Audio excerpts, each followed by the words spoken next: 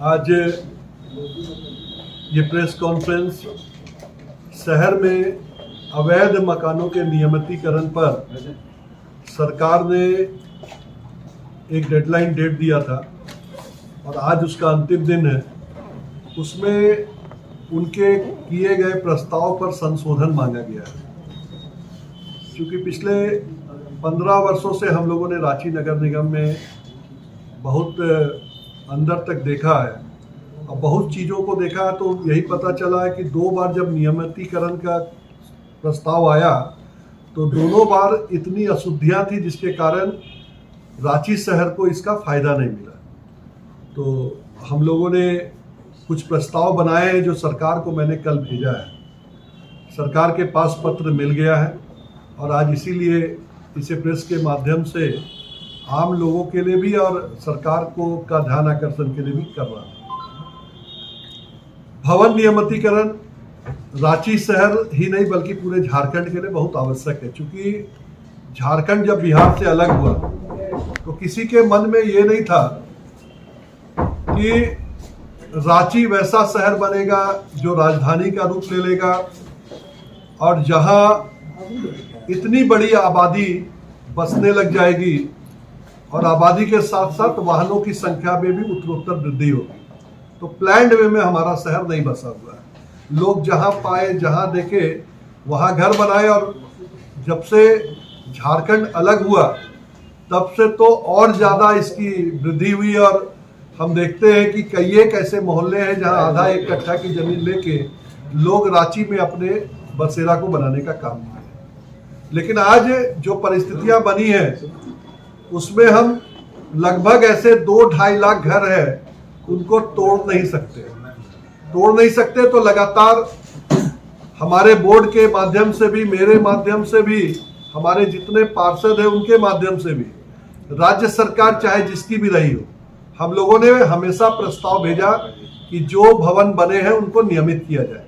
हमने देखा है कि पिछले 1 साल पूर्व रांची में जब ऐसे 50-60 भवनों को तोड़ने का जब आदेश अपर बाजार में हुआ था तो लोगों के अंदर कितना भय था और हजारों नोटिसें जब रांची में सर्व हुई थी तो उस समय जनता के बीच में एक डर सा बन गया था। उस समय हम लोगों ने एक नियमितीकरण के लिए फिर सरकार को भेजा और उसका परिणाम निकला कि सरकार ने पिछले 2 महीने पहले इस पर विचार किया और इसको नियमित करने के प्रस्ताव को अपने डोमेन में डाला है और आम लोगों से इसमें क्या संशोधन किया जाना चाहिए जिससे ज़्यादा से ज़्यादा लोगों को फायदा हो, उसके लिए उसने अपने डोमेन में छोड़ा है। तो आज हम लोग कुछ प्रस्ताव लेके आए हैं जो प्रस्ताव मैं आपके सामने बताना चाहूँगा, जिससे कि अगर ये प्रस्ताव को लागू किया जाए तो जो मंशा हमारी है या सरकार की है कि ज़्यादा से ज़्यादा लोगों को इसका फायदा मिले, वो जरूर मिलेगा और उससे बहुत ज़्यादा परेशानी भी नहीं आएगी, विकास भी बाधित नहीं होगा। तो ऐसे 4 प्रावधानों को हमने लिखा है। एक तो कि हम देखते हैं कि हर एक नियमितीकरण के प्रस्ताव में एक विषय आता है मास्टर प्लान, कि मास्टर प्लान रहेगा जैसा रहे उसको बिना छेड़छाड़ किए हुए नियमितीकरण। अब मास्टर प्लान अभी बनाए, घर बन गया पहले, तो अगर हम उसको फॉलो करेंगे तो आज के दिन 50% से ज्यादा भवन पास ही नहीं होंगे। तो हमारा ये प्रस्ताव है कि सरकार एफिडेविट ले, सरकार के माध्यम से नगर निगम एफिडेविट उस मकान मालिक से ले जिसमें ये उल्लेख रहे कि हम मास्टर प्लान को भले बाधित कर रहे हैं, हमारा घर नियमित हो रहा है, लेकिन अगर कोई विकास की योजना आती है तो हम स्वेच्छा से अपने तोड़ के वो क्षेत्र को खाली करेंगे। जब तक विकास की योजना नहीं आ रही है तब तक उस भवन को नियमित करना चाहिए। मुझे लगता है कि अगर ये हो जाता है तो रांची शहर के ऐसे लाखों घर जो आज मास्टर प्लान में फंसने जा रहे हैं वो नहीं फंसेंगे। दूसरा मैंने संशोधन दिया है कि सरकार ने 2 सीमा बांधी है। एक 5000 स्क्वायर फीट तक के भूखंड पे बने हुए मकानों को और 15 मीटर हाइट वाले मकानों को ही सरकार इसको नियमित करने की योजना बना रही है। तो उसमें भी एक संशोधन है कि ऊंचाई को आप रख सकते हैं लेकिन क्षेत्रफल 5000 हो या 15000 हो उसको नहीं बांधना चाहिए, इसलिए कि अगर 3000 स्क्वायर फीट के 4-5 मकान एक साथ बने हुए हैं तो हम 15,000 स्क्वायर फीट एक साथ नियमित कर दे रहे हैं, लेकिन एक अगर भूखंड उस तरह का बना हुआ तो नहीं कर पा रहे। तो मुझे लगता है कहीं ना कहीं व्यवहारिक दृष्टिकोण से ये प्रैक्टिकल नहीं है। तो क्षेत्रफल नहीं बांध के ऊंचाई को बांधना ज्यादा श्रेष्ठ रहेगा। इसका भी प्रस्ताव मैंने सरकार को भेजा है। साथ ही साथ सरकार ने लिखा है कि 2019 से पूर्व के बने हुए मकानों पर ही एक संशोधन लागू होगा। मुझे लगता है कि जब कोई कानून बनता है तो कानून का तिथि उसमें दर्ज रहता है। उस तिथि के पूर्व के बने हुए सभी मकानों को नियमित करने का ये प्रस्ताव आना चाहिए, ना कि उसको 2019 की सीमा में बांधना चाहिए।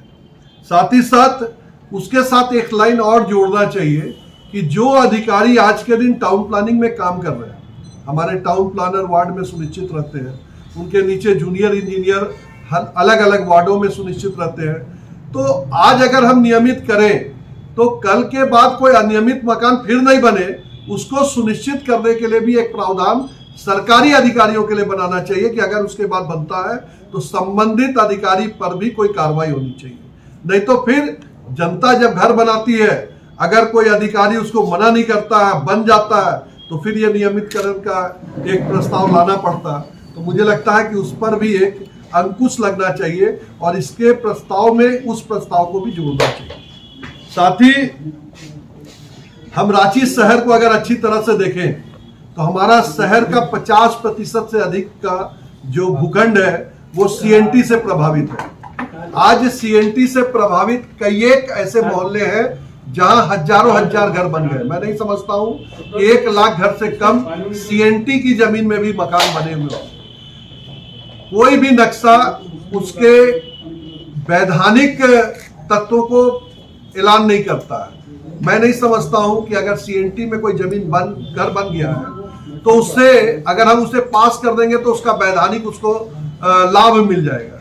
तो उसमें एक क्लॉज देते हुए कि नक्शा स्वीकृति उसके मालिकाना हक को नहीं दर्शाता है, उन भवनों को भी नियमित करने का एक प्रस्ताव सरकार के माध्यम से आना चाहिए, जिससे कि लाखों घर जो ऐसे जमीन पे बने हैं वो भी नियमित अच्छे ढंग से हो जाए और हम जो फुल प्रूफ प्रोग्राम लाना चाहते हैं वो फुली सब लोगों के लिए फायदेमंद हो। तो मुझे लगता है कि इस तरह का संशोधन भी सरकार को करना चाहिए। प्लस इन 4 प्रस्ताव के बाद मैंने सरकार को लिखा है कि अतिक्रमण, नदी, नाले, ऐसे जगह जो भी बने हुए हैं जो सरकारी भूमि पे है उनका तुरंत अतिक्रमण से हटाना चाहिए, क्योंकि अतिक्रमण अगर होगा तो हम शहर को व्यवस्थित नहीं कर पाएंगे, व्यवस्थित भी नहीं कर पाएंगे, ट्रैफिक मूवमेंट भी सही नहीं कर पाएंगे। तो अतिक्रमण हटाने के लिए भी उसी बायलॉज में एक प्रावधान बना के और उसको तत्काल पूरे शहर से नदी नालों को बिल्कुल साफ करना चाहिए। अगर नहीं होता तो रांची नगर निगम हमेशा नालियों की समस्या से जूझता रहता है, लोग परेशान रहते हैं, बारिश आती है, सड़कों पे पानी भर जाता है और कहीं ना कहीं आम लोगों के लिए ये परेशानी का सबब होता है। तो ये भी एक प्रस्ताव उसमें जोड़ के उस पर कार्रवाई करने की आवश्यकता है। तो आज मुख्यतः यही इन बिंदुओं पर मैंने प्रेस कॉन्फ्रेंस करने का निर्णय लिया था, जिससे कि सरकार के पास इन विषयों को हार्ड कॉपी के माध्यम से तो मैंने भेज दिया, लेकिन आज आप लोगों के माध्यम से भी जाने से कहीं ना कहीं आम लोगों को इसका फायदा मिलेगा। बहुत बहुत धन्यवाद। अगर आपके बीच में कोई